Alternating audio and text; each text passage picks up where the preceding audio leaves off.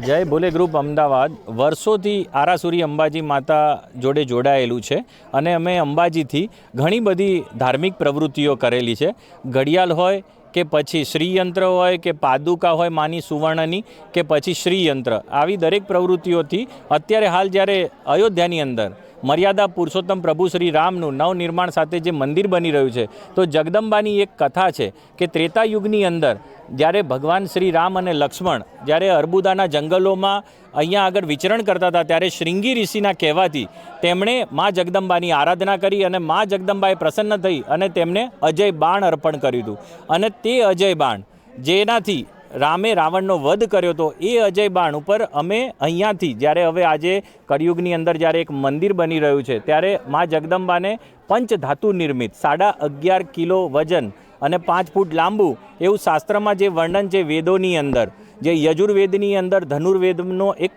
ભાગ છે અને ધનુર્વેદની અંદર બાણ બનાવવાની રીત છે, તો તે પ્રમાણે અમે અજય બાણ પંચધાતુમાંથી નિર્મિત કર્યું છે અને અયોધ્યા મંદિરની અંદર અમે અર્પણ કરીશું.